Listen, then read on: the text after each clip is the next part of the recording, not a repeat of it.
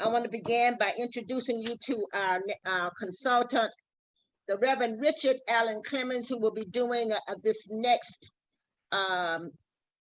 portion. Let me go ahead and spotlight him now, right, while I'm thinking about it. Spotlight. Okay, there he is. The Reverend Richard Allen Clements Jr. is the Associate Pastor of Music and Worship at Worship Arts for the Mount Tabor Baptist Church, Miami, Florida. He received his Master's of Divinity degree from Union Presbyterian Seminary, formerly known as the Union Theological Seminary, Richmond, Virginia. Reverend Clements, a certified teacher through the Pastor's Alternative Teacher Certification Program of the National Baptist Convention, USA, Incorporated, Department of Christian Education, accredited and credentialed Sunday School Publishing Board. What a name. And musician for the Florida East Baptist Association. He is a candidate for the Doctor of Ministry degree at Berry University. The title of his doctoral thesis is Sankofa, the Recovery of Negro Spirituals and Traditional Gospel Music in the Formation of Florida East Coast Baptist Association's Ministers of Music and Church Musicians. He is also an adjunct professor in the university's Theological and Philosophy Department and African Studies program, where he developed a core curriculum course, Black Theology and the Black Church USA. He is a recipient of the Johnson C. Smith Theological Seminary Drum Major of Justice Certificate of Public Theology. And I've already had a chance to taste his intellect, his style, his depth of knowledge in this area, as we talked a little bit before when we first met. He was referred to us by Dr. Weta Harding, who was originally scheduled in this spot, and she was not able to be with us this morning. And so I am so glad that she introduced us to the Reverend Richard Allen Clements. Let's give him a hand as he comes.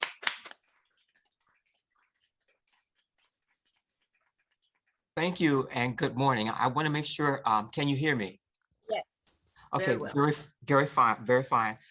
First, I want to mute your phones, please, until yourselves, so that we will have no background noise while he's talking. Please mute. Okay. I want to say thank you so very much, Reverend Rivers, and for allowing me to have this opportunity to be a part of this. This is for me an awesome kind of like experience for me, because I'm standing, as you mentioned, in the stead of Dr. Weta Harding.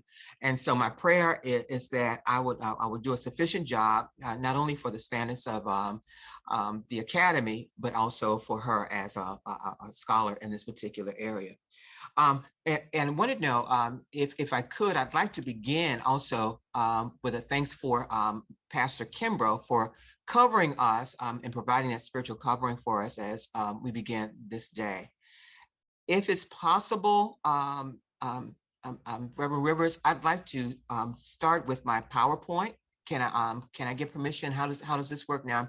I'm kind of green ever since we went back. We were virtual for about a couple of semesters at the university, and now I'm rusty with moving around and negotiating all of these things with Zoom. But you can share. All you need to do is just share if you have it up.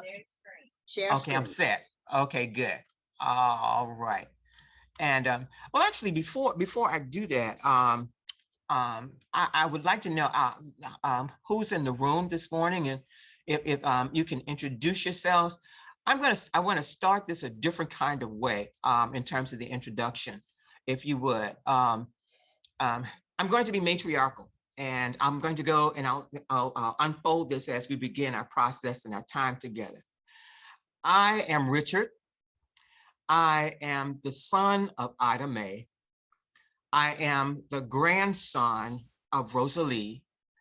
I am the great-great-grandson of Ida Fluellen, and the great-great-grandson of Rossetti Witherspoon, an enslaved African. That's who I am. And if you would, if you could just volunteer, if you followed that pattern, I went from mom and I went down as far as I could. If you can introduce yourself that way to begin, and we'll come back again and I'll have some more questions for you later on. Who would go? Well, go ahead. Did I hear a voice? I will begin. Okay. I am Cynthia Rivers. I am the daughter of Clarence and Catherine Rivers. On my mother's side, I am the granddaughter of Peyton and Hattie Bell. And then going down the Patty Pittman Bell, going down the Pittman line, I am the great-granddaughter of John and Millie Sims Pittman, and I'm the great-great-granddaughter of Annika Pittman, who was Native American. Thank you. Welcome. Someone else. I am William Stubblefield. I am the son of Marguerite Simpson Stubblefield, the grandson of Lorraine Fancher Simpson. On my father's side, I am the son of William Stubblefield, the grandson. If you would just stay in the matriarchal side, just for the time being, okay? All right, but continue. Yes. Okay, and Maddie Hughes Fancher is my great grandmother. Beautiful. Thank you. Thank you. Would there be another? Good morning to all. I am Karen Thomas, and my mother is Louise Thomas. My grandmother is Sadie O'Brien Sheffield. My great-grandmother is the O'Brien. My great-great-grandmother is Molly Jones O'Brien. And my great-great-great-great-grandmother is Mahala. Okay, I'll stop there, but no, go back as far as you can. Fortunately, on my mom's side, Reverend Clements, they've traced us back about 7 generations in this country. My cousin Wayne, who does a lot of the history, and other relatives say we go back to the 1700s, I think. Beautiful. That's powerful. That's very powerful. Would there be another? Okay. All right. So I want to say welcome, and I want you to do what I would call put that in your parking lot for just a moment. And we're going to go back into this because as we begin to talk about the significance of story, I'm getting ahead of myself, but I'll catch up.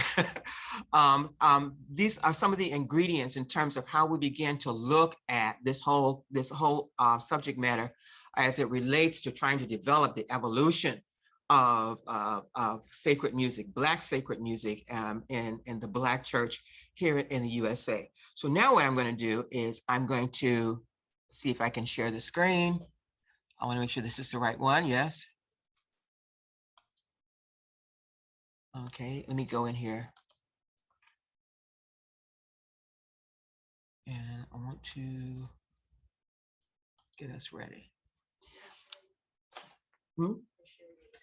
Okay, let me go back out. All right. Go to share. Okay. Press your screen and then you press that share. Okay, all right.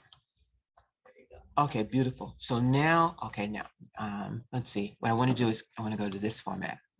Will it do it for me now? Okay, good. Okay, so here we go. The historical evolution of music in the Black church and Black church worship, USA. I've had to tweak this a little bit because this is a very broad conversation. And so to narrow down the scope a little bit, we'll be looking at this evolution of the Black sacred music tradition. And we're looking at the Black church, more specifically as it pertains to the United States of America. And then what we're going to do is we're going to begin with the start point of 1619. And I'll say more about that as we continue. And, I've shared that information as well.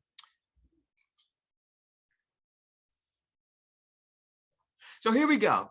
This session examines the progression of musical traditions in the Black church through Melba Wilson Costin's African American music timeline. And I'm taking this from one of her references, where she talks about Black Christian worship. This is one of her first books that she wrote for this. I just leave Dr. Costa and when I get through, I just go. Okay. All right. We hear you. I'm sorry. That's all right. I'm used to that. I do a prayer line on Fridays in the morning for the church. All right. So here's the first task, or one of the things, one of the takeaways. And this is what we're going to do. We're going to examine this evolution of music in the Black church. Once again, the Black sacred music tradition through Melba Costin's music history timeline. And it's found in and this is particular timeline is found in Spirit and in Truth, the music of African American worship, and this is through Louisville Press. The second thing we're going to do is engage in a mutual critical conversation between the historical Black music tradition and current Black church worship practices. Now that's sort of like a really, really wordy kind of mouthy thing, and I tried to power it down a little bit. This concept comes out of what we call a methodology that was created by an African American theologian, the Reverend Dr. Robert London Smith, and this is the third stage of this process. The longer term of it is called the Black existential theological hermeneutic. And what it is, it's a see, judge, act process. And for thus, when I use it around the church, it asks three questions. The first question is what? And this question, the mutual critical conversation, asks the question, so what? And then the final question goes into now what? Which leads us to the last objective or the last task of our time together. What we are seeking to do is to envision renewed models of ministry to engage diverse genres of Black sacred music in worship. All right, first things first. So this is a depiction of what we call the Sankofa bird. And this is taken from an African proverb. Sankofa, it is not taboo to go back and fetch what you have forgotten. And so that's what we're going to do in terms of how we're going to pull in the Afrocentric or the African heritage part of our conversation. We're going to look at the aspect of going back to fetch, or at least going back to remember, in other words, putting back together those pieces which perhaps have been lost over a period of time. So how are we going to do this? And Dr. Costin suggests that we look at 4 streams of tradition. We're going to pull these things together. Now, the first one is we look at what is known as the traditional African primal worldviews. That's the first one. And then the second one is the Judeo-Christian religion. Now, I'm giving you these terms up front. We're going to unpack these. Now, the third one is a little bit long.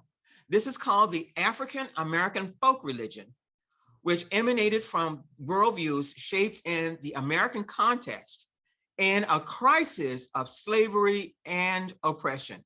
The African American folk religion, which emanated from worldviews shaped in the American context and a crisis of slavery. And then the final one is the Western Euro-American Christianity. All right, so like, oh my goodness, this this kind of early in the morning now, Reverend Clements now, and this is a reference once again, African American Christian worship. But this is all going to come together, and it's going to help us to make sense.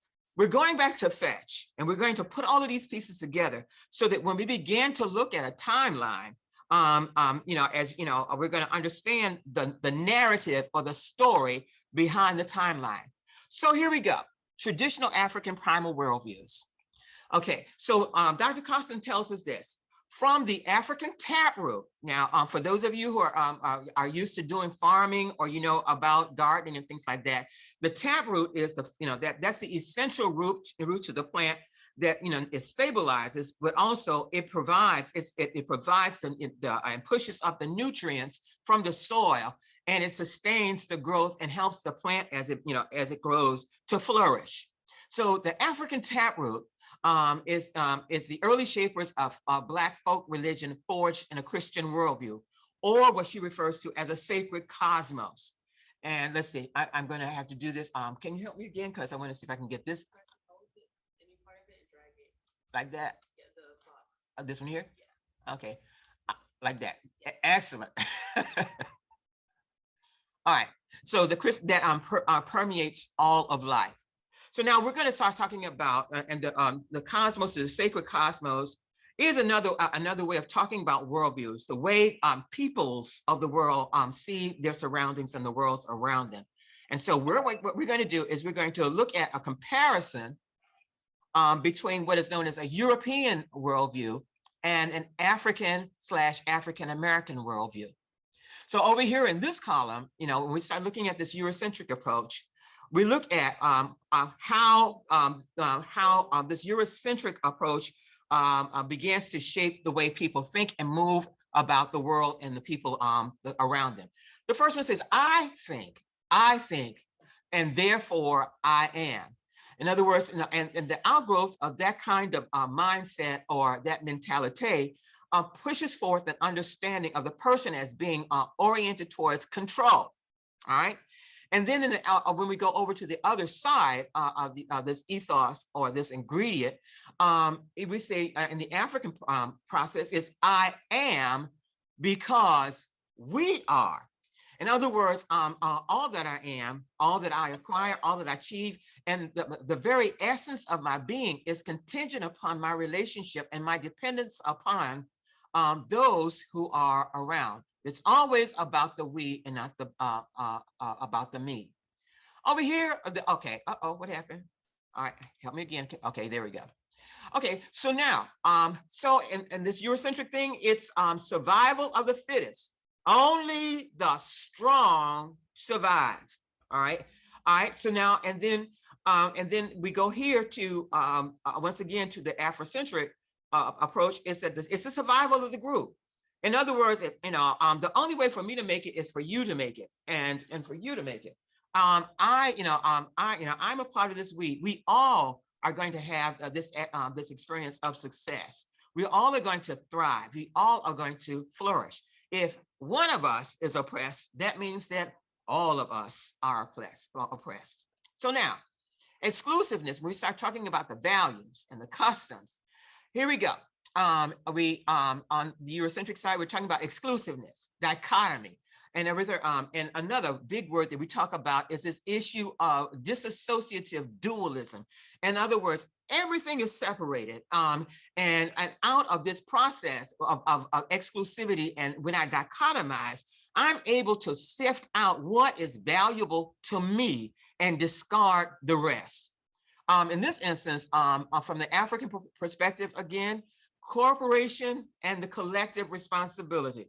So again, there is this coming together and this unified understanding as how we develop the values or the strength of our community and our sense of being, and how our individual sense of being is contingent once again and heavily related to and relies upon how we depend on each other.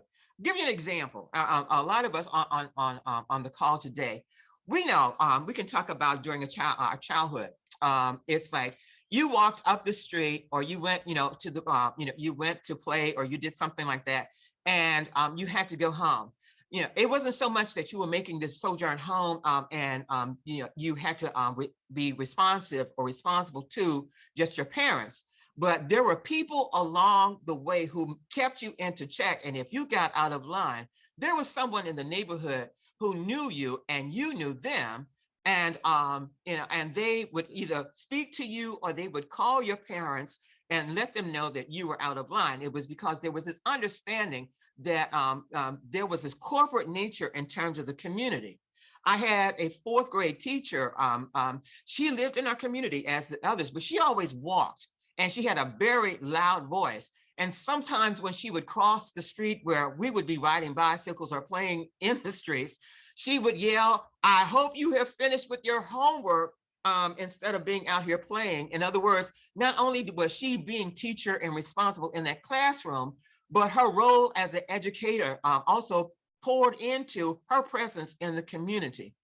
So now, when we talk about this act of where we're going here, materialism and ordinality, we have here, it's like we're going to be about things and things that order or organize the things that we acquire from a Eurocentric perspective around the individual. Everything, once again, and all of these things over here, they're interdependent. So then, like this pours, this pours into this, and this pours into this, and so forth and so on. The more things you have, the higher you become in terms of your recognition, the more it implements your sense of who you are and your importance. Now, here you go, in terms of spirituality and what we would call circularity. It's like there is this sense of spirit that's at the hub of all that a person is. Dr. Costin also talks about the significance of how we think about denominations often as being the course or the source of diversity among us. She argues to the contrast that it is the Holy Spirit for us as Christians that creates the diversity that is amongst us. And as such, we are all driven and we are guided and we are sustained by this Holy Spirit, or this sense of spirituality that permeates all of the community. And it's not necessarily orderly in terms of a stack, but it's circular in terms of the way it begins to encompass or wraps itself around the community and all that's in it. So now, we know about aggression because this is an aggressive time. COVID has done this to us.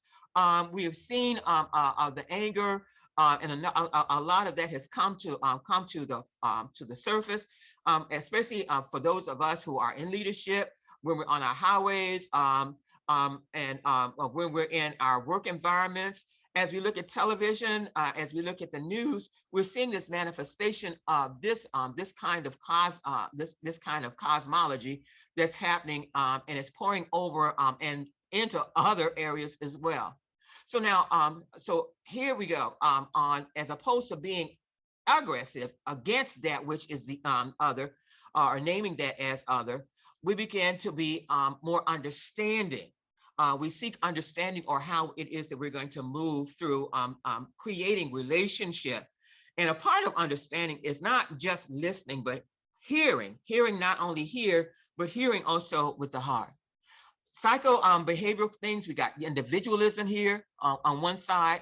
Once again, it goes back up to the interrelation piece here. I think, therefore I am, versus that of being groupness, understanding how we become to, how we come together.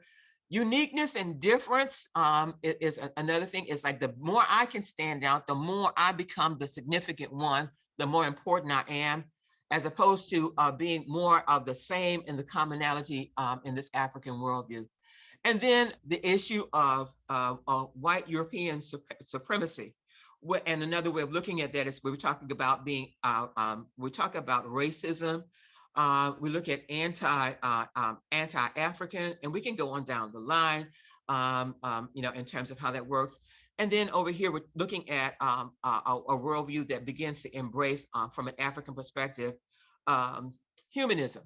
Now, and then when we talk about religious, we're looking more at this is a mechanical thing. We look at how there are codes, there are creeds, and there are ceremonies, and all of these things pour into every aspect of the human experience from the African American worldview.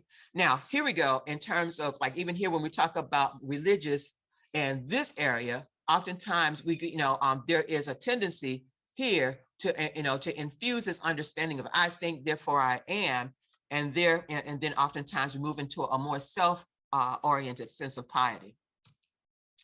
All right, so then here we go. the Black experience. When we start talking about this Judeo-Christian, these are some of the components. The first is when we look at all of the things that encompass who we are and the things that we go through in life. A life of humiliation when we look at from 1619 and the human trafficking that got us here. Racism, but also it looks at the celebrations as well. Okay, our history is a history of oppression, but it's also a history of emancipation. And then when we talk about Black culture, this is also a part of our understanding of the Judeo-Christian religion. The forms of expression of the African-American community, especially the role of faith in African-American culture. Then God, in solidarity with the press. This is how, in terms of, as we approach our sense of theology, we see God as being on the side of the oppressed. And Christ as the suffering servant. And we see Christ as we begin, especially in the spirituals, and we're going to talk about that, how there is this imagery and how the imagery of Christ and of God are elucidated and began to establish what we would refer to now as Black liberation theology. Revelation. Now, what is God up to?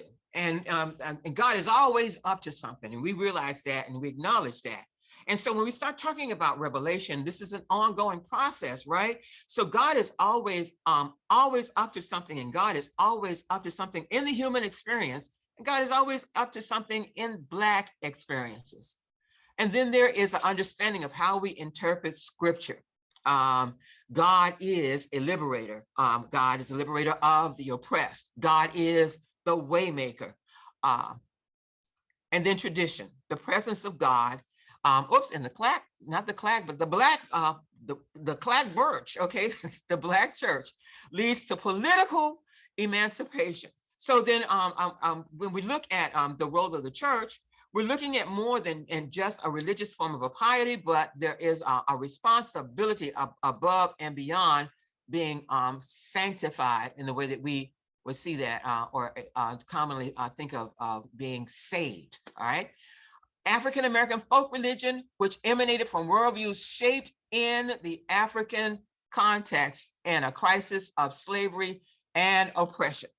So now, here we go. We're going to start with the synthesis of things here. Now, I think what we want to do here is, let's see if this is going to let me do it.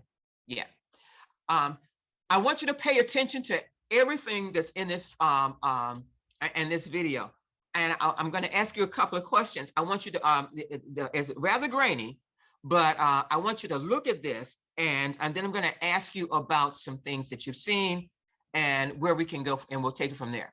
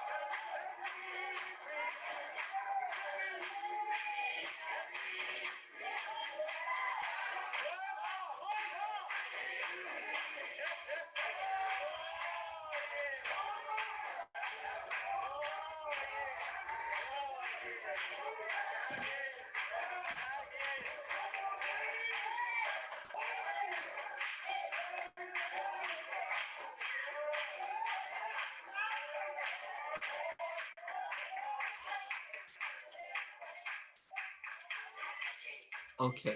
All right. Here's what I like to do. Let's see. No, I don't want to do that. I'm just gonna go on to the next slide. Deshaun, I need your help again. Okay. There we go. All right. Here's my question. What were the lyrics to this song? Anybody? He set me free. He set me free. He died on a cross. This to set me free, basically. Okay, so the lyrics the lyrics were repetitive. Okay, and so in this instance, we're thinking, or we understand the narrative. So the community understand the narrative that it is Jesus that has died on the cross and has set me free. Where do you think they got this song from? I think it comes from basically African traditional melodies carried over when we were, I mean, those of us who were kidnapped from Africa brought those same melodies and chants. Okay. They may have, I think they may have gotten the melodies from Africa, but I think probably the lyrics came from listening to their white slave masters through the windows or wherever, in the balconies or wherever, go on about Christ setting them free. Because I know that, a lot of the Muslims call the Christian faith the white man's religion. And so I think they probably got that message from someone who was evangelizing them. Okay, good. So we're putting the pieces together, and I'm hearing in the responses so far the linkage between the linkage between Africa. We're looking at melodic lines, and then also there is this codification of some sort that's going on in terms of like this text, this narrative. He set me free. This just Jesus. Now, if so, like. Free from what? Or from whom? But it would be in this context, they were actually protest songs, because Okay. the first Negro spirituals were actually protest songs. Okay. They did not want to be in bondage. And I think the first one is Sometimes I Feel Like a Motherless Child a Long Way from Home. I think that was one of the first songs, but it was a protest song actually, and then it was transformed into a spiritual medium. Okay, very good. Did I see someone on mute? Yes, I was going to say free from oppression of a power structure, a white power structure.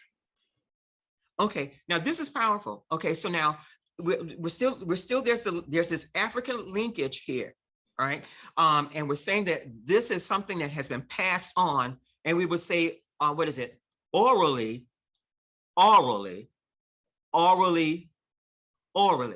And now here they are in this particular space, and they're talking about freedom. But now here's the thing that's fascinating to me. If this indeed was this was being sung, and with the fervor undoubtedly that we saw often as we talk about ring shouts, if they were singing this, how was it conceivable that they could be this exuberant about freedom and still be in shackles? Talk to me. Because they knew at one point they were free before being enslaved. Those were like memories of a more free society when they were in Africa. And that was carried, that memory was carried on. Yes. All right, anyone else? Good, this is good. All right, here's my question. How many instruments did you see in the video?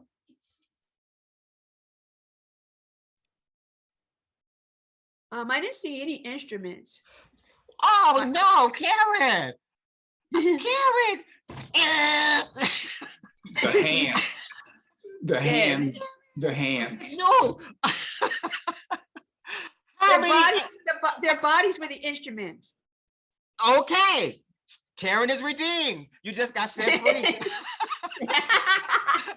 Good, good. Okay, so their bodies. All right. What else? Did you see any other instruments? Yeah, the floor. Ah, yes, yes. So, and then in addition to the floor, the room. So here we go. In terms of like even the understanding of how the body operates within the purview or the shall we say sacred space, and how we utilize sacred space. In this instance, I have this here. Karen, do you know? Well, anyway, does anyone know what this is? Is that one of those statues from Nigeria? It's Sanufu? Yeah. Yeah. Okay. But what is it for? Anybody know? Ceremony purposes. Okay. It's a ceremony. Now, this is right here. I don't know if you'll be able to hear this. Can you hear this? Yes.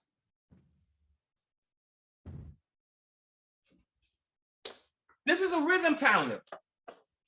So this is what would happen is that this was used outside, and during ceremonies, these were made from very strong pieces of wood, and they would hit the earth, and the earth would resound.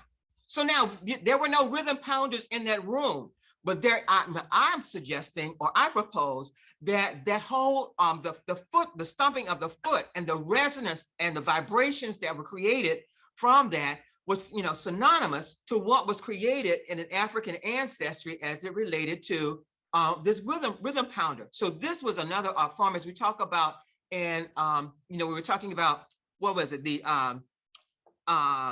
African American folk religions, which emanated from the worldviews shaped in America, and how we put these two things together.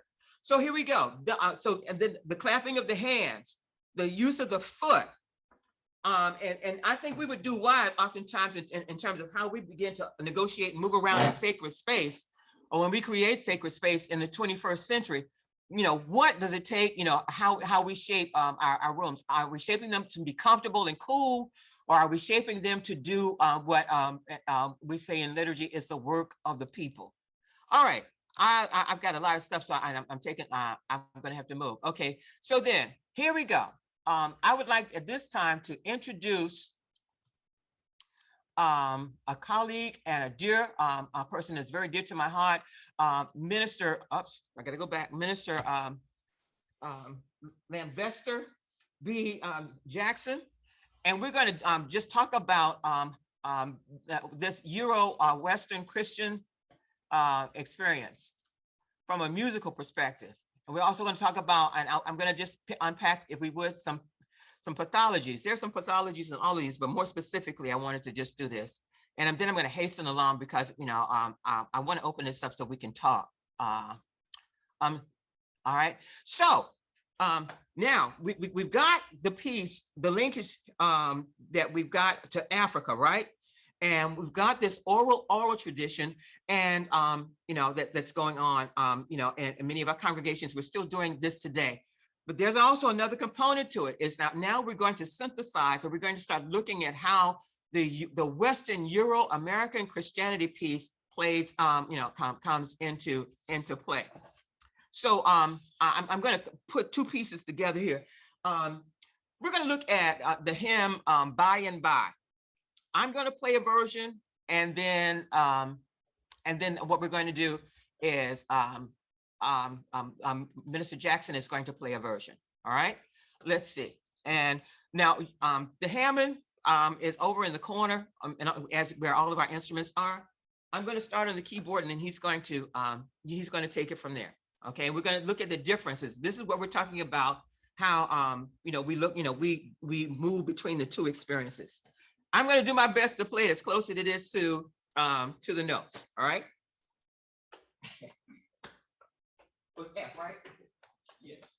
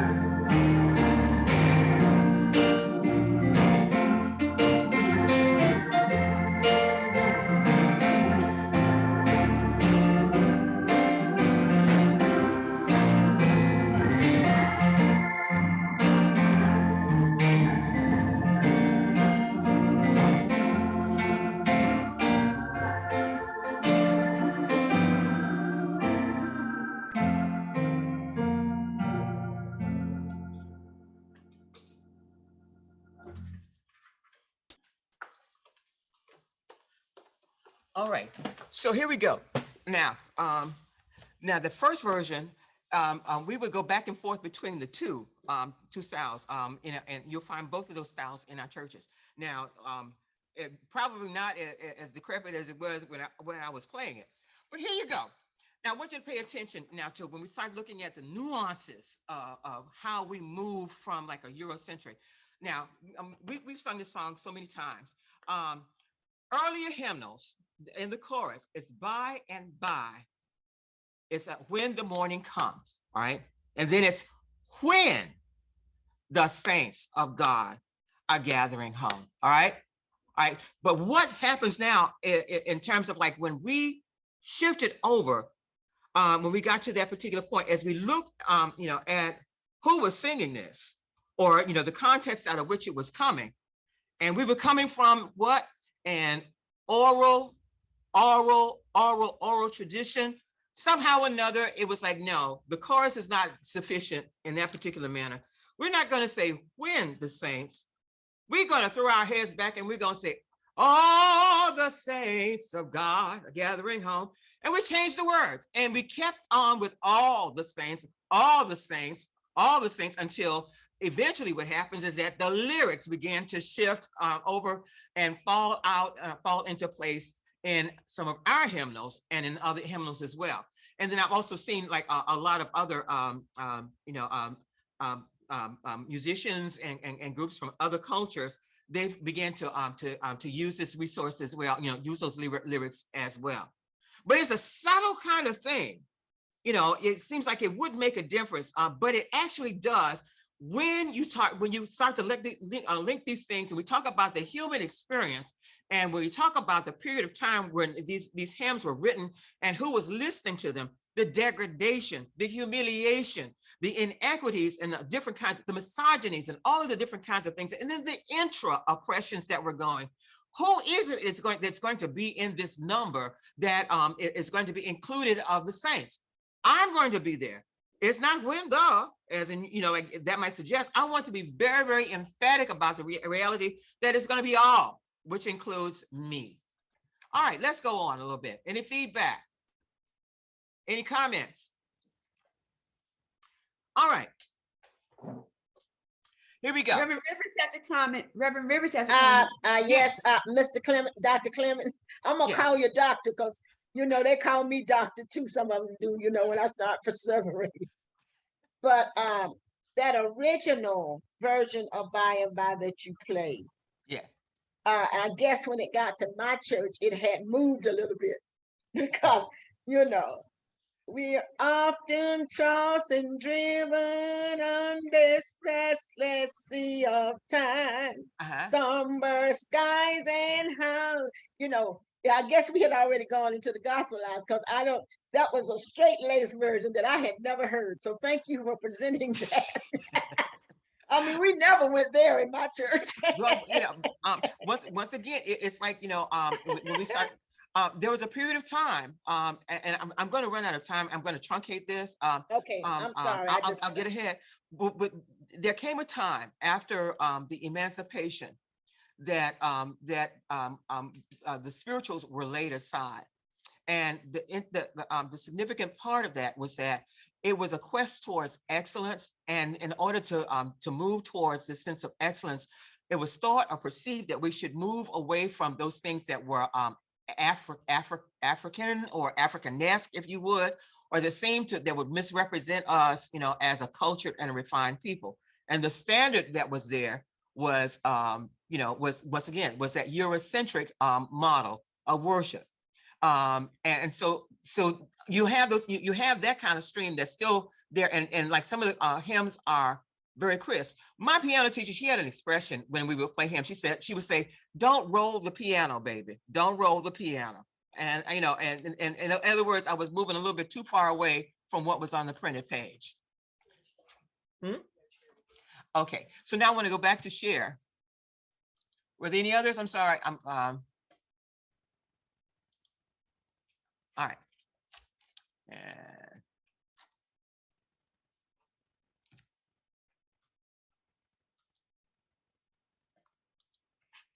Let's see now. For some reason, we're not moving here. Oh,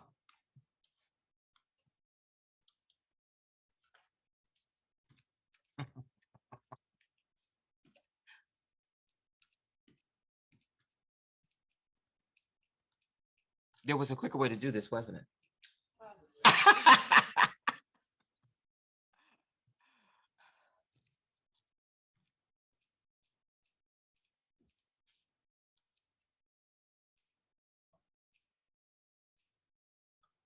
Okay, we did that.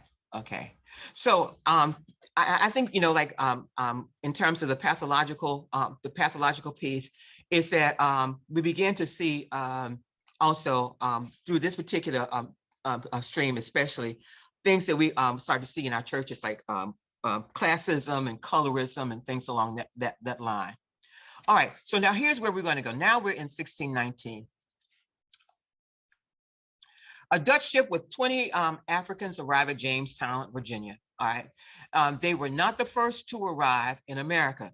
And the 20 Africans left at Jamestown in 1619 were, however, the first permanent involuntary settlers of their race. Now, hence the history of Africans in what is now the United States begins with their arrival. And this was taken out of Alton Hornsby was a professor at Morehouse College. A book that he wrote back in 1973. I've held on to that. It's an almanac and it's been very helpful.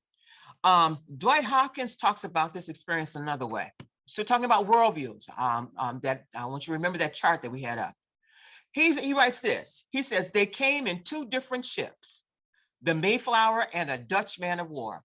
One hopeful group of believers grasped consciously the ecstasy of the historical moment. For them, it was the beginning of a new heaven and a new earth. A year later, in 1619, and unknown to the path-breaking pilgrims, another ship had entered into the white waters of Jamestown, Virginia. Unlike the pilgrims who came with Christian hopes of conquering, this first group of 20 Africans must have felt their faith riddled with dread, confusion, and horror at the sight of white men with guns and whips. All right, this is just a pictorial. And I'll play just a little bit of this for the sake of time.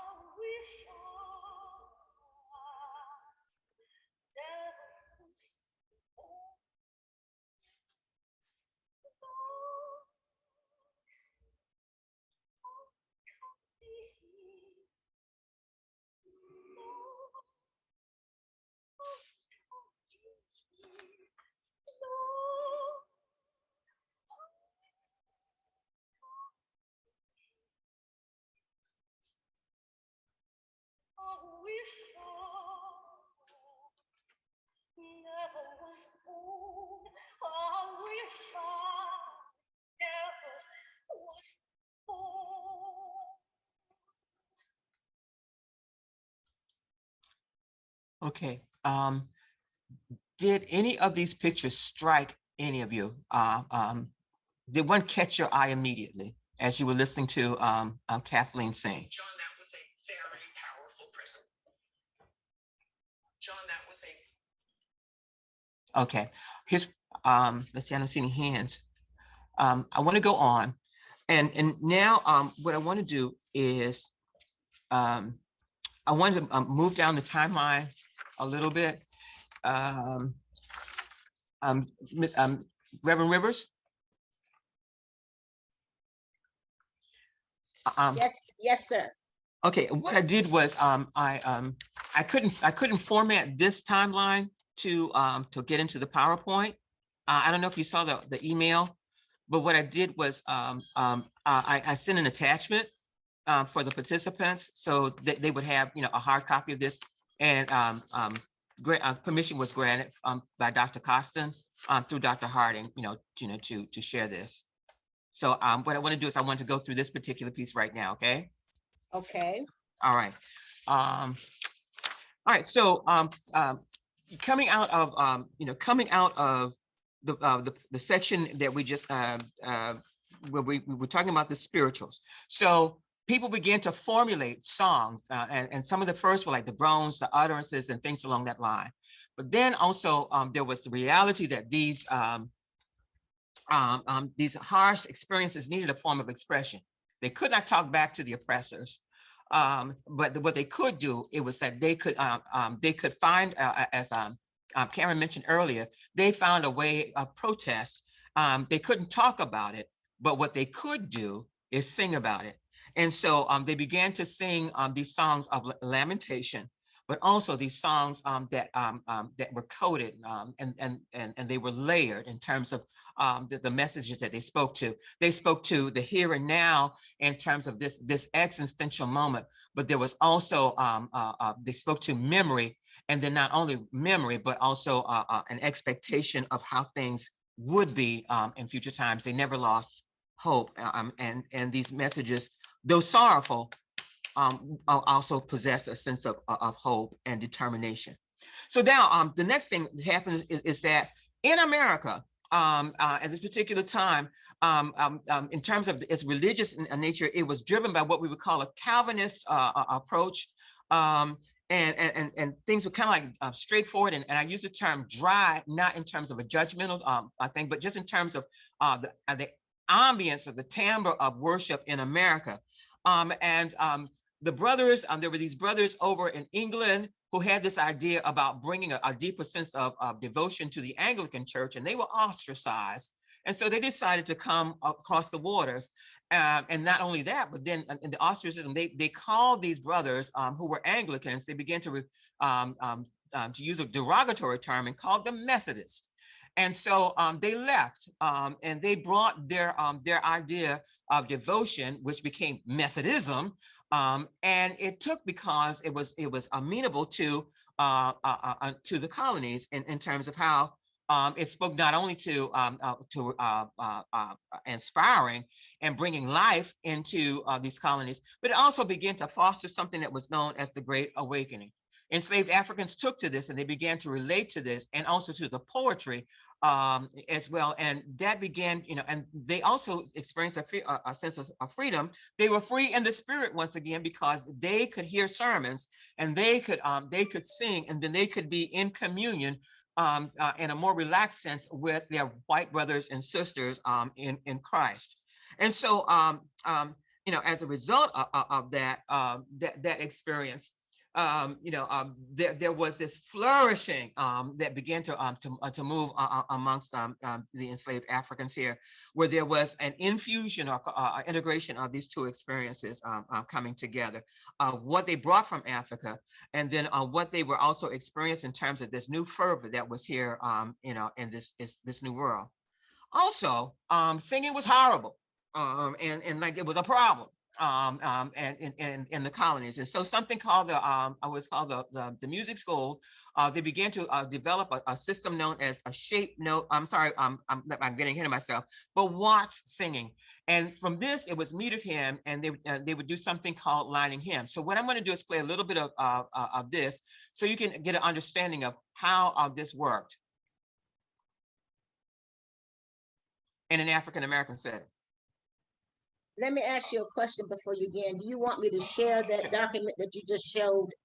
Yes. Okay. Make sure, yeah, share with the participants so that they would have that. Okay, are you going to be sharing something while you're doing this presentation? I'm gonna, towards the end, I have something here, and I'll make this also available to people if they like to have it as well. This PowerPoint. Okay, because I can't share while you were sharing. That's why I just.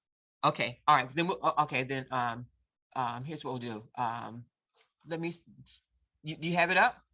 No, I don't. I was Okay. going to try to pull it up for you. That's all right, because I'm like behind, and I've got I wanted Okay, go ahead. to Go ahead. share. Go ahead. Okay, so we'll listen to a little bit of this. Okay, this is a.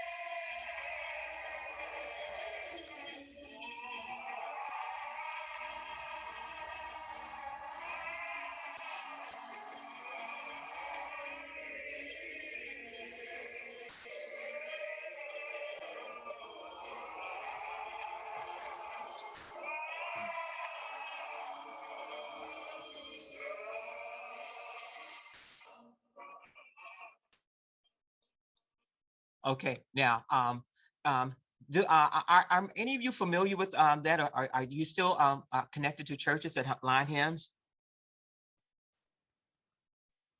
Anyone? Line hymns. This, Most churches aren't doing that. Most churches that I go to, if I play, they don't do any lining of the hymns. okay. Okay, there's one church, the church next to Janice Gresham's location. Karen, can you remember the name of Flipper's? Greater Piney Grove Baptist Church. Yes, thank you. Greater Piney Grove Baptist Church. The last time I was there, which was years ago, had a practice of doing the line hymns and the praise and worship. They would do the line hymns first for the sake of baby boomers and the traditionalists who enjoyed that medium. And then they would like to have the young people come up. So they each had 15, 20 minutes to do their particular genre. And so I don't know if they still have that practice. I know that Mount Zion Second Presbyterian, when they have was doing it when I first got there. Now, when COVID hit, they abbreviated their service, and so they stopped doing it. But the deacons would come out and stand in front, and then they would line a couple of hymns before we started the procession or opening hymn. Yes. Okay. We still line hymns down here, and in our association, well, we line hymns as well. but that is a tradition that is going by the way. Also, another experience that moving down this chart of Dr. Costins is her what do you call it, the shape note singing. And this is where the American school came in, and the help me again. Huh? All right. Okay. Okay. This the next one. This is the next one. So I'll just give you an idea of how this sounds and what it looks like. But the notes are actually shaped, and the do is what they call a movable do. And what happens is that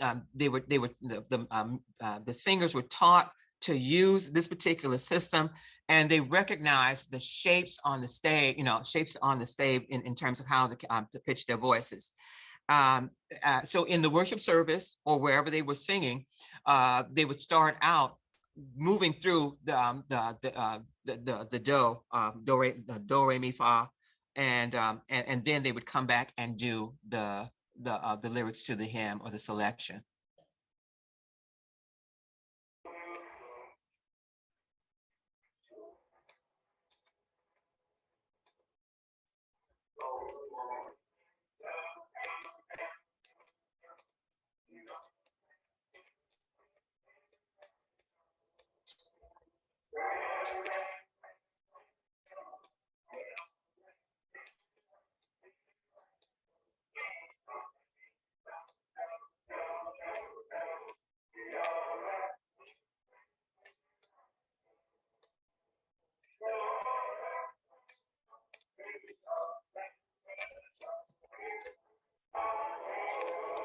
Okay. All right. So and so that was a little bit of the shape note experience.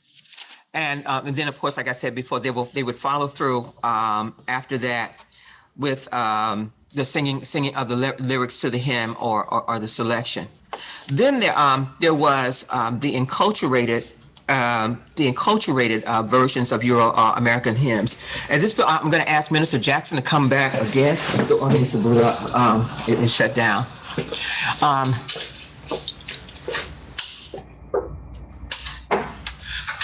Minister Jackson is the director of music at the historic Mount Zion Baptist Church in Miami, and one of the first communities here in Miami known as Overtown. He is also a composer, and what I've asked him to do is to do a rendition. He's a composition on a hymn arrangement, and it's going to be Greatest of Faithfulness. Okay, and so he's going to do that. And the next thing on the chart is enculturated versions of Euro-American hymns. Most of us, I think, are familiar with the hymn "Greatest Thy Faithfulness." Are you ready, Brother Lance? I believe so. Okay, I'm going to move out the way and go ahead.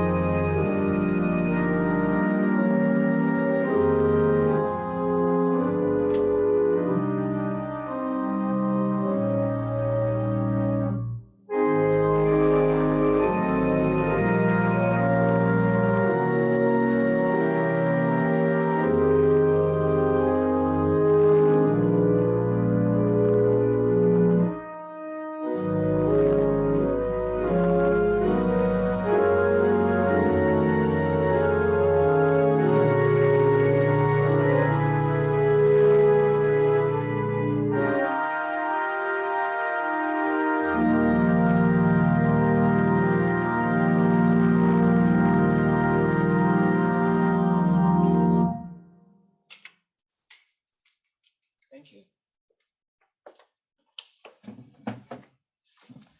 Thank you. Brother Jackson, come here just for a moment, please, if you would.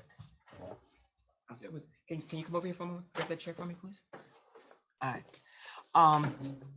So when we talk about, I'm still talking about in the square at the enculturated versions of the Euro-American hymns. I wanted to do, and for the sake of time, two things. You were also music director for the, what was it, the Martin Luther King Senior Choir at Ebenezer Baptist Church in Atlanta, Georgia. Okay, so tell me how and why you made this, this particular composition. Well, first of all, it's my favorite hymn, Mhm. and it gave me a chance to incorporate chording styles that I've picked up through jazz, and then as a very small boy, as you can tell by the gray hair, I'm kind of up there in age. But anyway, television soap operas Mhm.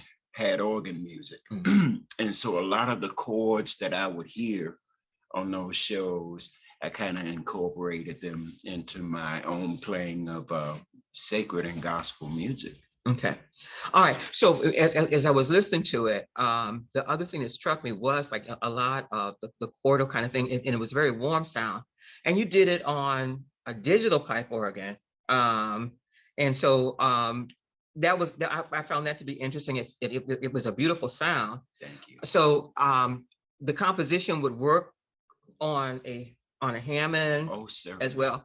So there's like that kind of communication, like between the two instruments. You're saying if I were really shy about playing a pipe organ, or if I wanted to learn how to pipe, this would be a piece of music that perhaps I could use. I would hope so. To so like orient me towards understanding how to play a pipe organ. Yes. And then also being comfortable, yes, in terms of hearing some things. Yes, I was very fortunate in that I had exposure to all types of organs, as I was growing and learning. So I'm not afraid of any organ.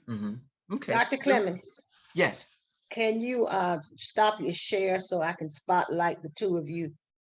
Okay. There, thank you. Now we can see you. Oh, okay. Well, sorry about that. Okay. Yes. All right.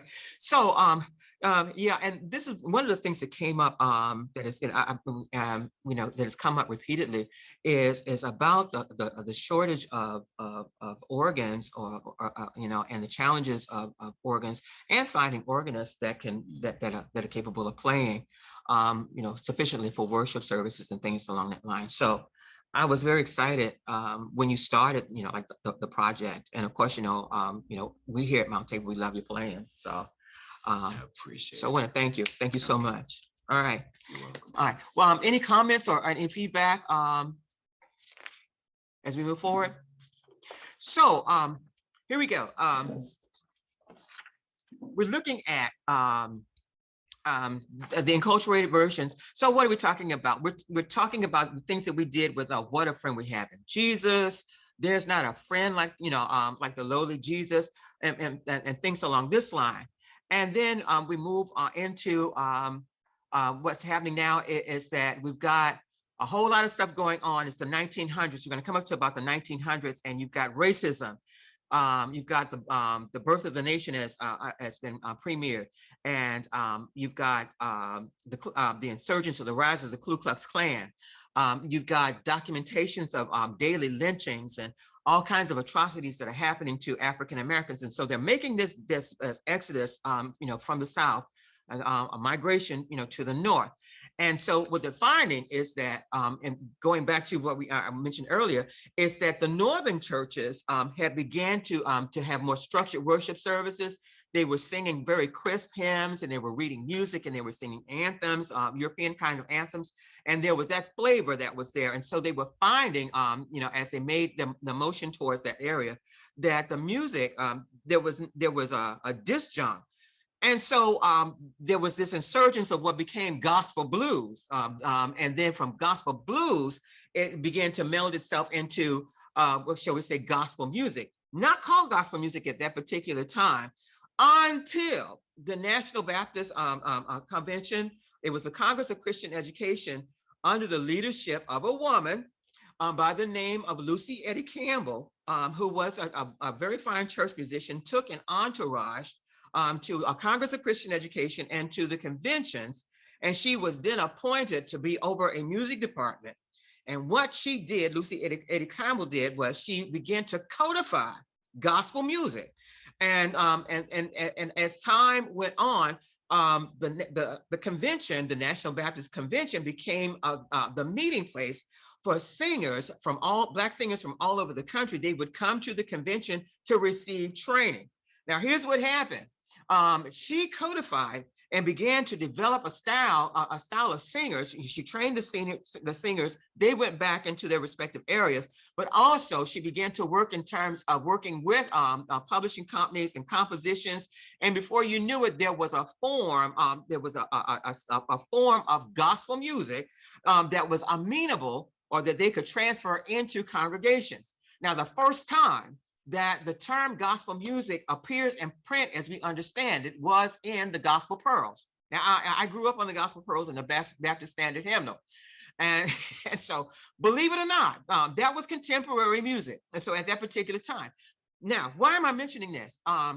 Over the course of time, Mahalia Jackson and other renowned artists we come through. James Cleveland came through.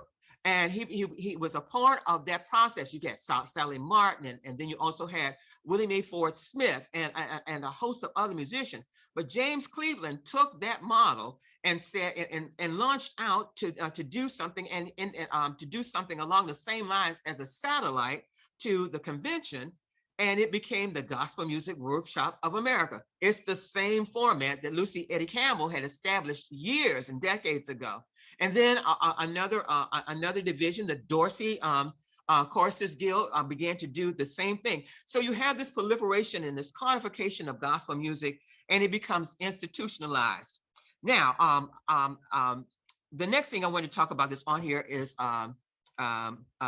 anthems, and spirituals and gospel music of the 1930s. You have a number of composers who are writing spirituals and anthems and beautiful pieces of music, for not only the church, but they're beginning to create art songs. And they're beginning to create music for college, for HBCUs, and to enhance their repertoires. And that's where Deshawn comes in.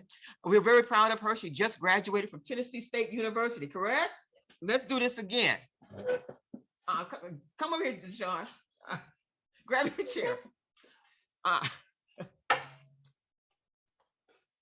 So, Deshawn was in our youth choir, right? Yes. And she was part of Keeping It Real Ministry. Yes. And then, Deshawn, where'd you go to? You went away from here, and what college you went to? Tennessee State University. And what's your major?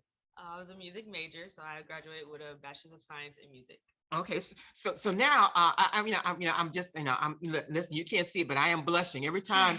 It just thrills my heart. To know that she's done this, and she performs a beautiful recital. And then we just had a baccalaureate service here at the church, and she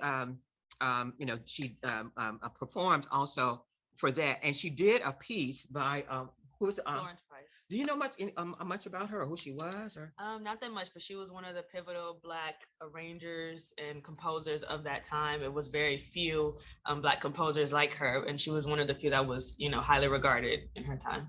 Okay, so I've asked her to sing a piece for us, and she's going to do that now. What's the name of the piece? Weary Traveler. Okay, all right, and I'm going to accompany her. Okay.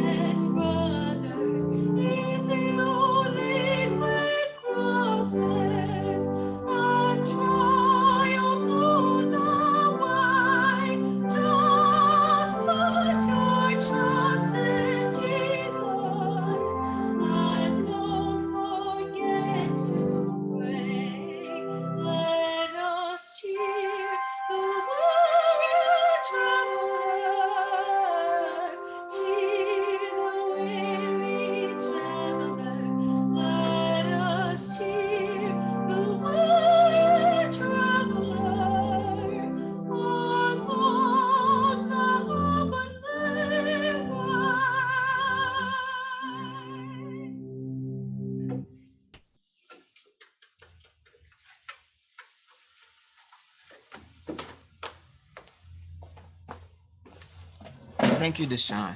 Thank you, Deshaun. So then we move on in the timeline. We're moving up towards the 50s and the 60s, and our music begins to take on a new concern. We move into the civil rights movement period, and the spirituals come back into play once again. This time, what happens is that the words are reconfigured so as to meet the needs of this situation. So we find our college students and we find our elders refusing to sit in the backs of buses. We see our grandmothers and mothers and our fathers and grandfathers, they are walking instead of riding on buses. They're sitting down and they're saying, we're not going to let anybody turn us around. And the spirituals like, I woke up this morning with my mind stayed on Jesus. Well, now it's time to get in the streets.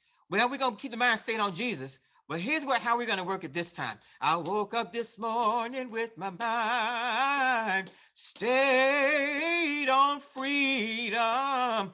Woke up this morning with my mind stayed on freedom. All right. Hallelujah. Hallelujah. Hallelujah.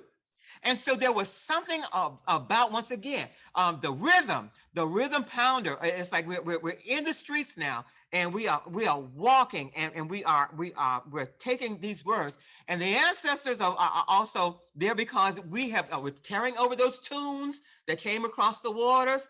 We've got that rhythm that that has been embodied, that we're embodying that. And we have a determination and the theology, once again, when we go back, as we look at those four streams that Carson puts before us, she helps us to understand that salvation equals liberation. And when we talk about wealth, when we talk about justice and wealth, we're also talking about the role in the life of the church. And we are singing our theology. All right.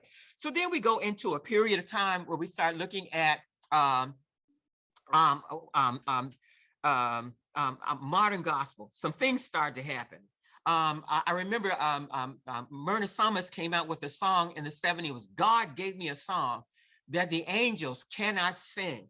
I've been washed in the blood of the crucified one. I've been redeemed. The Lord has been so good to me. He has opened doors. We're coming out of integration now. Out of segregation that I could not see. Sometimes when I am feeling low, no one to care, no place to go. My Father is what? Rich in houses and land, and he holds the power of the world in his hand. And these are young people now. And another thing that's happening is now choirs are starting to move, all right? They're starting to rock. We didn't rock when I was, I told you, my music teacher said, don't roll the piano, baby. And we stood still. But now choirs are beginning to move. They're wearing afros and they're doing all kinds of things, and they're defiant. But the thing is, there's a fire that has been put into the music because the music is connected to the movement. Now, we have a plethora of songs, hymns, and spirituals and anthems that have come to bear as well. So you've got people coming onto the scene. You've got gospel music that is flourishing. Another problem that's going on now is that we're also looking at the industrialization of gospel music and the commercialization of gospel music, and it's beginning to have an impact on church musicians and on the church as well. We're seeing this begin to rise. Okay, but here we go. We've got we've got Lena McGlynn, we've got Marvin Curtis, we've got you've got Roland Carter. We've got all of these people who are beginning to write and write all across the different boards. Women are beginning to do come to the fore as well as as composers. We have music of the African American tradition being infused into the curriculum in higher education. This is significant as well. And then we have a contemporary, and I'm going to say contemporary slash gospel music. Kirk Franklin, I'm rushing on because I'm running out of time. Kirk Franklin is talking about stump. And then not only Kirk, and then you have, I'm going to back up, but Twinkie, Albertina Clark and the Clark sisters are talking about You Brought the Sunshine. people are popping their fingers in the club, and that kind of stuff. You brought the sunshine, and then some people like have the musical ability. They're trying to do that in the church, but then it's like no, or they're confused. Do I pop my fingers, or am I supposed to clap my hands? Or if I'm in the club and that comes on, do I need to sit down and put my drink under the table? So you've got those kind of things that are happening in terms of like this infusion of gospel music into other areas, and it's being redefined. And then she closes out this section. She talks about gospel rap, but more so, rap is a component of the hip hop movement. And like one writer says, like they're synonymous in some ways, but also they're distinct in terms of hip hop culture. It encompasses a lot. It originated in out of the marginalized areas of the Bronx in New York, and it began to spread to New York, and then it spread around the world. And it was once again, this was art, and expressions of life and the realities of life being expressed through the arts. So they were singing about it. They called it writing. We call it graffiti. They were, there was dancing that was going on, and there was a different kind of dance that was going on. That was, it was like spectacular. The bodies are spinning and twirling and doing things along that line. There was a radicalness about it. Then it shifted over a period of time. And to what happened was like it began to be commercialized when industries, a recording industry says, we really could make money off of this. And that's when we saw a shift from it being a social commentary to being a purveyor of misogyny, xenophobia, and a number of other kinds of things. All right, so 1935, another thing that was significant, the Hammond organ was invented. All right, and that changed the sound of music in the Black church. Even today, that in terms of organ, that's the preferred instrument of choice in many Black churches. In the 1960s and the 70s, it's important to understand that there was a Black Power movement. And a group of ministers also came together and put out a Black manifesto that began to speak out against racism and began to move towards a Pan-African approach towards worship and Christology and who God was and what God was doing. It had an impact as well on how churches were beginning to do, Black churches were doing worship and the kind of music that was deemed respectable. We know that in 1968, another thing that happened was that Martin Luther King was assassinated. And this also brought about a change in terms of the community becoming angered, disillusioned with a lot of the things that was happening. And it seemed like the church was beginning to become somewhat, was fading in terms of its verve. Another thing that happened was, I'm rushing on, in 1980s, we had the HIV crisis. This was a major challenge for not only the Black community, but for the Black church. It put us in a precarious situation because the epidemiology caused the church, the Black community, to come face to face with itself and some of the issues that that was within it and outside of it. The issue of sexuality, the issue of poor access to healthcare, the issue of racism and oppression in the healthcare delivery system, stigma, and things along this line began, ushered in and began to come to the surface in terms of how this disease was playing itself out in the church. We lost pastors, we lost deacons, we lost deaconesses, we lost, yes, musicians, we lost choir directors, we lost choristers. We lost congregants. We lost so many people in our, in the Black community. And the question became, what was the church's response? Was this one of the areas where the church actually owed reparations to its own people? Is that a possibility? As I've talked about over the period of time, when we look at the role of women in the codification and the proliferation of gospel music and in its establishment in the church and their work, as leaders, Lucy Eddy Campbell, as I can't say enough about her significance and her role. and where the church would be had these women not been in place to do that. Do we owe reparations to the women, to our Black women in the church? Why is it that, we're not, in many instances, we're seeing gender distinctions in terms of who is taking the consoles, who's at the consoles, who's getting the positions, who is being respected in leading, in terms of leadership within our congregations. So we had that. And then I'm going to move into, what was it? 2000 and, and the 2000s now. I'm going to switch it around. 2013, George Zimmerman was acquitted in the murder of Trayvon Martin. I didn't talk about the murder that happened in 2012 when Trayvon was murdered. I focused intentionally on the acquittal of George Zimmerman in 2013. Because the implications and the implicit messages are more extant there in the fact that oftentimes we talk about his murder and we without that understanding of how it's connected to what happened to George Zimmerman and the way we responded. I remember what it was like the Sunday after we heard about that situation. I don't want to do that right now. It was a sad day. But here we go. I'm going to back up to here we go. I'm going to start here. I want to go back to a share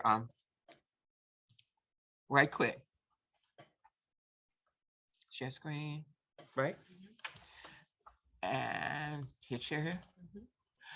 Okay. Now, this statement that I'm going to read to you comes to us out of the Sacred Constitution of on the liturgy for Vatican II. I'm not sure if there are any people that are out of the Catholic community that are with us today. Huh? I am Dr. Clements. Oh, wonderful. So here Move that over here. Okay. Go back to your slide. Okay. Because something significant happened out of Vatican II that began to shape worship in the United States. Where is it? Right here, right here. Okay. Yeah. Okay.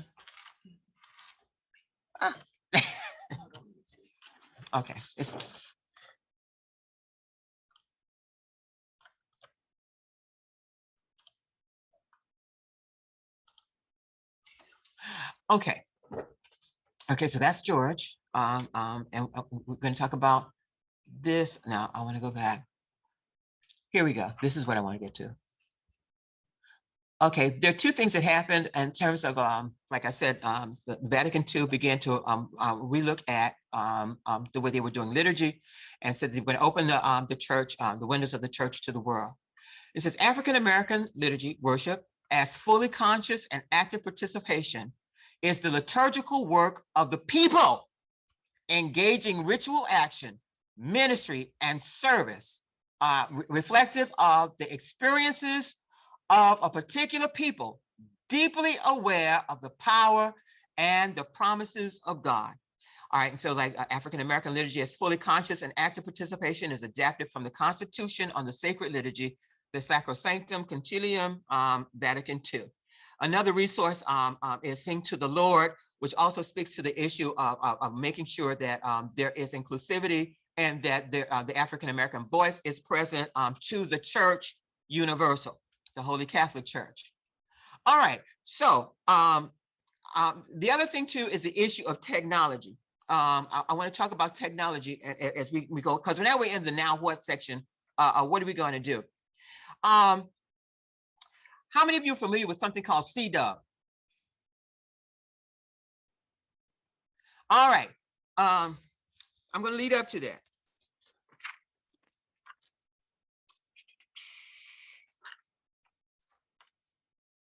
No, I'm not. I'm just going to talk about it. When we talk about some of the things that are happening in the church, one of the things is we had COVID in 2020, and our church is closed. Are any churches still, are any persons, are your churches open or are they closed? Are you back in your sanctuaries? We are at Second Mount Zion and the Greater Solid Rock. I'm affiliated with both, but we have limited capacity. I think our limited capacity is down to 7 people. After that, they make them go into an overflow area from the sanctuary. Yeah. Okay. So the reason why I'm asking is because that had a major impact on the church.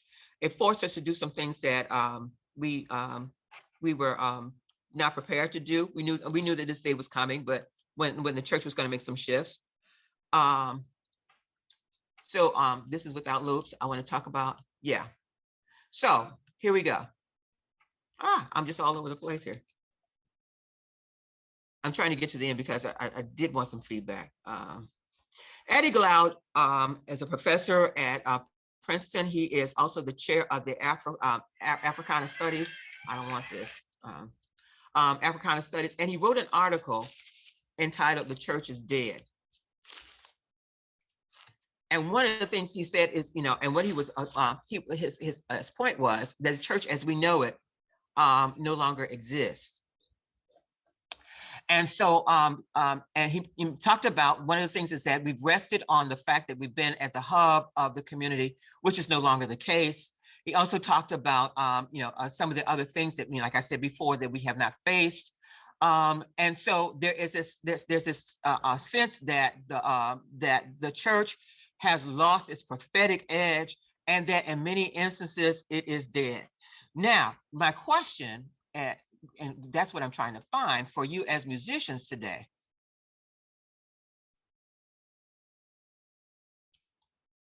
Okay. All right. So he says that the church is dead. And he asserts that the Black church, as we have known it, is dead. The Black church has lost its power.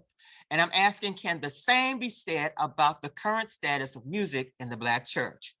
So now, why am I going there? Okay, the reason why I'm going there is that when we look at some of the things that I said before, the COVID being closed, we're going to go back into our sanctuaries eventually, but we will not be the same. It won't be the same as before. Another thing is the technology. And this is something that's happening here in Miami. I hope this is going to play for me. This is CDub. Many churches are starting to use this particular, let me see if I can go out of here. I have to share again, right? No. My goodness. Reverend Rivers, I'm running over. I'm going to stop, okay? Because I'm going to respect time.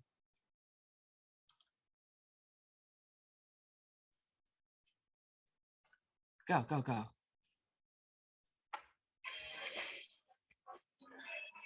Okay.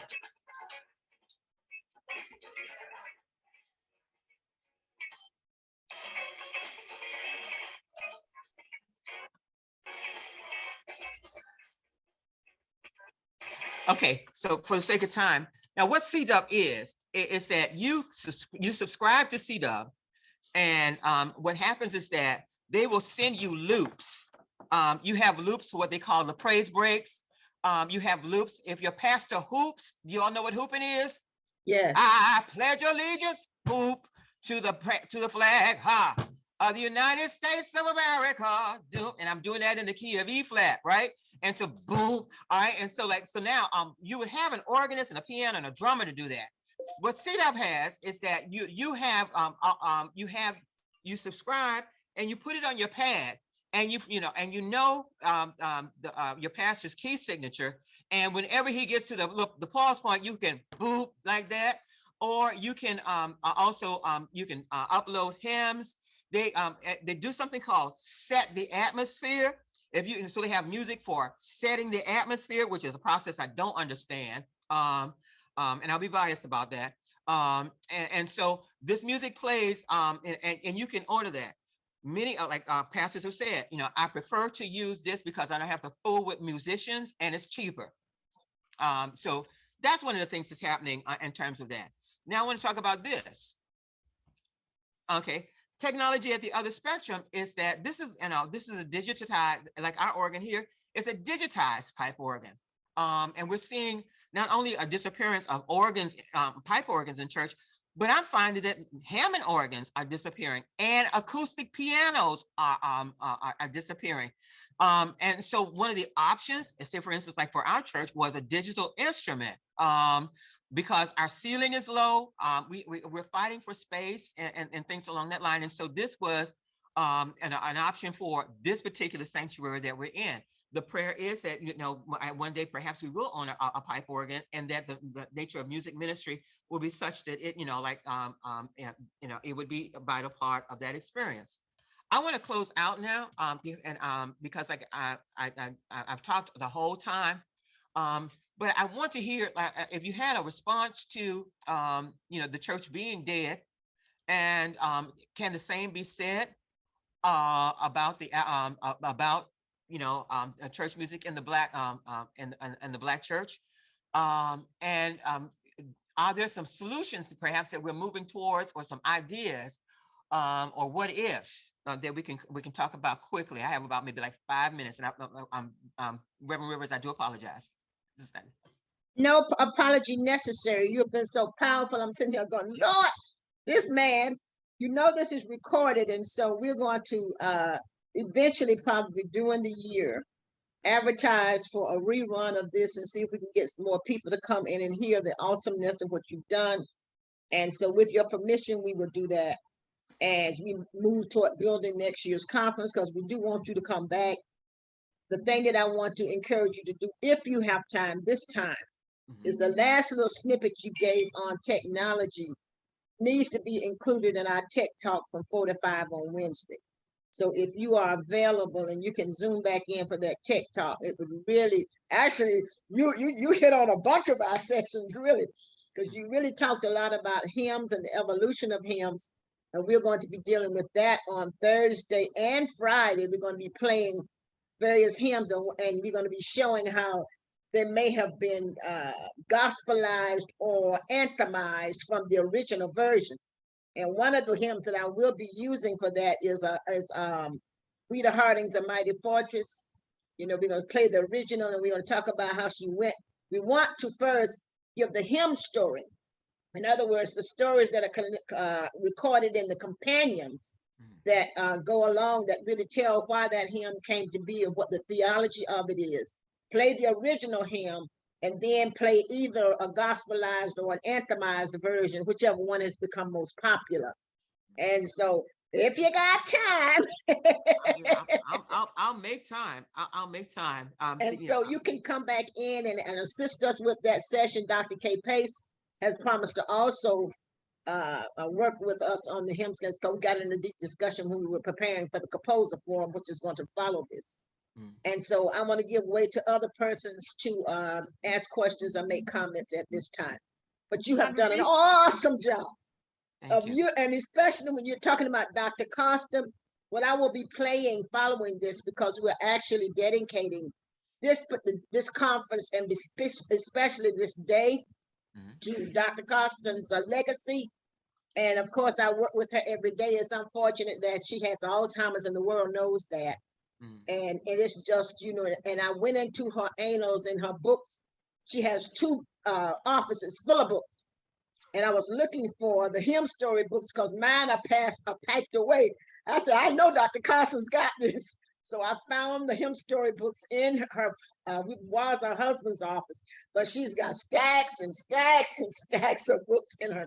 So thank you for using her so fervently. And I'm going to see if I can get my daughter to come, after the other persons have questions, to come and play this little short video of her that we had prepared for this moment to be actually a part of it, because we're moving into a lunch break. So we have like a little extra time. It's 11 to 12. And then the composer forum will take off at 12 o'clock. And so let me see if I can get her down here, because I don't want to mess up, but other questions may be asked or comments. So I'll let you do that at this time. A brief comment regarding C-Dub, Reverend Clements. I think, is he muted? You're muted. Yes. Yeah. Yeah. That's very interesting, that whole area. But I'd like to say, I think it first started with the popular forms of music. When they started to digitize, I use Logic Pro, Yeah. for recording. And Uh-huh. basically I have about, I don't know, 20,000 of sounds, and like it's divided up, and one is called the Motown sound. So they took all those musicians from Motown Uh-huh. and digitized their classic formulas. You know what I'm saying? Yeah. So it all started, I think, with the pop music. And then I think the people in the business part of the music industry decided to do that with the Black church sound, because we do have the unique and creative sounds. Yes. So go ahead. I'm writing. I was just saying that's a very interesting problem, because on the one hand they're making money from it, but on the other hand, we've got wonderful musicians. There's Dottie Anita Taylor from New York City, wonderful flautist and pianist and composer. So Reverend Clements, there are a lot of us who are real musicians, who are performing and composing, and trying to move the creative aspect of music forward, as opposed to just using dubs or loops. Right. I mean, I do it too for some of the dance music, but I mean, not exclusively. Yeah, and see, that's the thing. It's like we're looking at the commodification of the Black musical experience. Karen, as you were talking, and I thank you for bringing informing me, because I'm really not that informed in that particular area. But I recognize this as this was a red flag for me when we start talking about, we're looking at literacy, music literacy, at the decline of that, the disappearance of people of color on our symphonic stages, and things along that line. And so, like, the digitization of the church, in some instances, can be a very dangerous kind of thing. And on the other hand, it could be it could be a face of what is happening, in the future with regard to where we're going with music. But we have to be realistic about how things have evolved from the beginning of time. Yes. Because we had the clavichord, we don't have the harpsichord, the clavichords, except sitting in the lobby of the Capitol in Washington, D.C., or the White House. But you don't see those instruments anymore. And we have a tendency to hold on to the past. Now, that's one side of it. But the other side is the purpose of the organ recital that we had. That, we want to always have people who can play that pipe organ in the way that it was intended.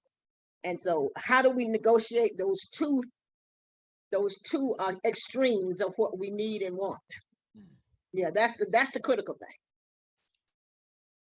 Beautiful. Yeah. Anybody else have questions or comments? Hi, everyone. Dottie Anita Taylor here. I'd just like to say thank you very much, Reverend Clements, for your presentation. I guess there's always something else for each of us to learn. I don't like the expression music is dead simply because it sounds so final, but the truth of the matter is, as you're saying, those things that we knew are no longer. I belong to a Presbyterian church here in Queens, New York, and our musical director fights to maintain what has always been in that church. But change has come. Change has really come. And we do still have we don't have a pipe organ anymore, but we have an organ and we have a piano, but they do use the keyboards and so on. And there are drums. So it's change, it's different. And I guess there's no way for us to stop it from happening. So we have to accept it, but find ways to maintain those things which are important to us and important to us as a community and as a people. Absolutely. So I mainly wanted to say thank you for what you have presented to us, and I'm glad I was able to be here to hear it. So thank you, Dottie. Dottie, are you familiar with PAM, the Presbyterian Association of Musicians? You said Presbyterian Association of Musicians? No. PAM, yeah. There's a PAM board still exists. They maybe back in time, but I'll have to check that out. Never heard of it. Because at one, are you PC USA? PC USA. Presbyterian Church USA. Yes. Okay. Yeah, out of Louisville. There was a push. It was a while back, but there at one particular time they were trying to launch the African Heritage Presbyterian Association of Musicians. They were it was in tandem with that particular group. It would be interesting to see, what's happening, out of Louisville with regard to liturgy and Black, and as it relates to the Black, to Black or racial ethnic congregations. I think that's how it's is cased in that church. Yeah. Okay, there's something to look into, and I will check out Pam.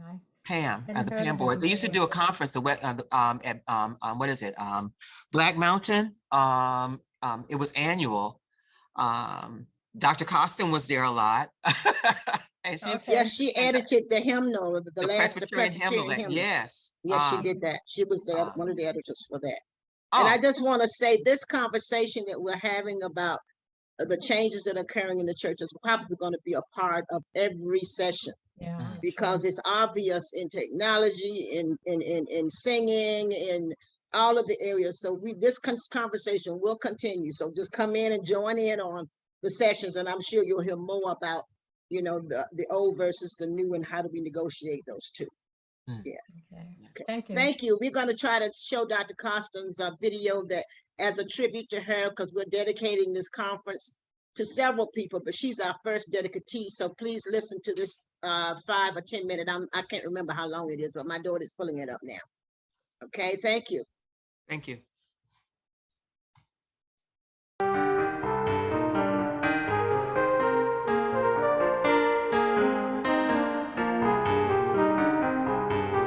Yeah, we got it.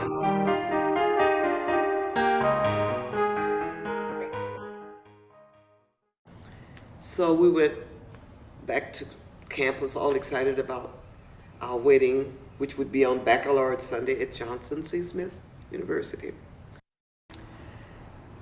Who would know that as soon as we were married and had our first child and moved to Rocky Mount, North Carolina, that we would be thrust immediately into racism. The year was 1955, not too long ago. Yet Martin King was already active. And when we were in Charlotte, we were with the civil rights, the sit-ins, where at the college level, we would sit in restaurants. They would not serve us, but we didn't walk out sometimes until the end of the day. And the people at Walmart, Walgreens, or wherever we would try to eat, said, well, they would laugh when we left, because in the middle of that, we would burst into speaking Latin. Most of us were in the choir, and we would sing a lot of songs in Latin, and we would just use that language, and they would come by and look at us and say, they're not even Americans. Oh, doing all that. Adoramus te Christe, what is that? But a lot happened. Jim found himself leading the civil rights movement in that area with ministers who knew Martin personally. And we would sneak Martin Luther King into town to lead demonstrations. And here's where we really could have gotten killed. And I will not prolong this, but it's in my heart right now as I know I have to go talk to Christine, his sister, pretty soon. During that time, the undertaker, the African American undertaker, would take his fleet of cars to Raleigh, assuming to pick up a body. Nobody would pay them any attention. They would sneak Martin Luther King into one of those cars, and with this huge delegation looking like a funeral, we would drive into Rocky Mount. I never knew where Martin stayed. All I knew was the importance of music, because by that time we had, for the 4 or 5 years, we had a city choir, and I was an accompanist for it. And this was going to be our first time bringing Martin Luther King into an arena heavily guarded by blacks who learned to handle guns all of a sudden because the police would not get involved. And Jim said to me, all right, I can't tell you where Martin is. I can't even tell you when he's going to arrive, but I won't be up front. You know, we've got it so that he's carefully guarded, and we want you to start inflammatus at the point that we're walking in. And so I said, we're going to do it in English or Latin? He says, do the Latin. Won't nobody know what you're singing about anyway. So, I said, how will I know that Martin is there? He said, I'll say something. Tell the guy to say something about blackberry pie. And when the message, and we'd been singing, I guess we'd been an hour just singing, and the people were gathering, and we were all scared. And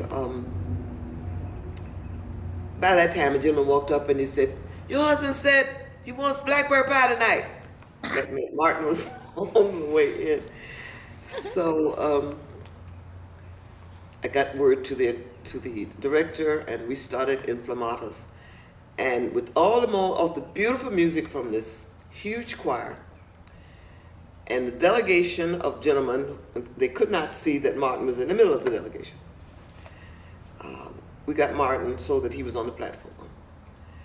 And he gave one of his speeches and thanked Rocky Mount for being one of the far eastern cities to take seriously the civil rights movement. And so into that with everybody standing, I mean, I was crying. And all I knew was when I got to the home of the undertaker, there was Martin. And I have that picture on my wall, incidentally. You may want to come by my house. Martin was sitting with us, having dinner and teasing me because his wife, of course, Coretta, was a singer. And he says, Coretta probably wants to hear from me. She would like to come and give a concert. So that was one of the high moments. There are many more because we even forced two of our children into a school. It was the first integration of an elementary school on the east coast of North Carolina. And the test case was Craig Costin, the gentleman you just met, the knee baby, as I said. He was a knee baby then, versus the city of Rocky Mount to get him into this white school. And we had a lawyer who had done so much of this. He simply said to us, let me see the young man at least an hour before. Craig was 6 years old. I was 7. He was 6. And my husband looked at him and says, this is a tough character, so can I get in there about an hour and a half? Because the thing we want you to do is to just tell him not to talk. You do the talking. Because if the judge asks him anything, he will say, I don't want to do this, I want to go to my black school. So Craig won the case that day, and that opened elementary schools in eastern North Carolina. So, long story, but it's my story, my civil rights story for the day, because it involved the children. It's one of our peak moments. Then we moved to Atlanta, and I never knew when Dr. King would be either at our house or the house we were visiting.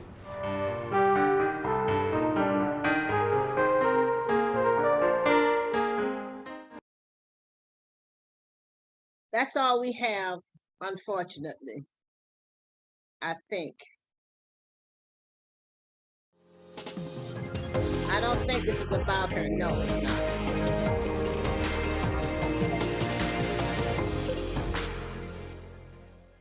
That's Jake's. You're not gonna hear Jake's today. Let me see if I can end this. If you were Mika, you here have to on end this. I Sunday, can't. Lord have Amelia, mercy. And you have to end this. I if you were can't. part of eChurch and you watched online or you streamed it online, there was a word in the house on Sunday I that didn't said start it, so you have to tomorrow end it, please. belongs to the Lord. Tomorrow But belongs he's to God. talking, they can still hear it. And that statement, even though it's a title to a message that our bishop preached, that statement really. Okay, I'm sorry about that. You know, I'm not the technician. Okay. So I hope you enjoyed that little clip of Dr. Melba. As I said, I work with her a couple of days a week, and we have a lot of fun singing songs, and and when things happen in Alzheimer's, for her, music is a therapeutic tool. We will be doing a session on music therapy as a part of the conference. And so we hope you are able to come in for that. And I just wanted to share that little clip. And we will probably play that later on today for persons who come in later so that they can see this mighty woman in action. Okay, any other comments or questions? Yeah, I'd like to make a comment Yes. to Reverend Clements and to you, Reverend Rivers. As I think I saw, I was the only hand that was raised when the question about Roman Catholics in the audience. And I want to let you know, as someone who grew up in the Catholic Church from preschool until the present day, how much I appreciated what you did in terms of exposing me to the history of the Black Church, its evolution and its contributions to not only our community, but to America at large. And I hope, Reverend Williams, that you will figure out a way to repeat this a couple times throughout the year for those who missed this outstanding presentation. Yes, Thank you very much, both. You said Reverend Williams. I'm sure you meant Rivers. Rivers. Okay, that's all right. Okay, thank you. Anybody else have any comments you want to make? So please tune back in at 11 o'clock. Go have your little lunch break and be back for the composer forums. And as I said and typed in the chat, some people have been having problems logging in. So I suggest if you click on the link and it doesn't work for you, write down the passcode and the ID. And when it says join, I think you may have to enter that. But I mean, but my daughter has been trying it on her phone and she got in right away. I tried it on my phone. I got in right away. I think the key to the problem, and the problem is if you didn't register through Eventbrite or you don't have a Zoom account, you may have problems. And so call me. I'm gonna put my number in the chat so that if anybody has problems, we'll try to troubleshoot them. There is a telephone number that you can call and it'll put you directly in with the passcode and the ID code. I tried that one too. I was trying to call Zoom for help this morning. And when I got that number, they said, put your ID and your passcode in. And when I did that, my phone went right to the meeting. So there are several ways, but if persons are running into problems, you hear them running into problems, I'm gonna have them call. My number is 678. Mika said, don't put it in the chat, Mama. All right. Okay, the Google Voice number. We have she's setting up my business. If you haven't been to my website, I invite you to go and see the wonderful work that my daughter has done on that website. She did me a $20,000 job, and she's got me set up with a Google account and a Google phone number to keep people from bothering me all during the day on my regular number. And I haven't memorized that number yet. That's why I say these cell phones have our minds just going blank because we depend on them. But anyway, in the next session, I'll be glad to put that Google number in so that if anybody has trouble, they can call me or text me. Yeah. Okay.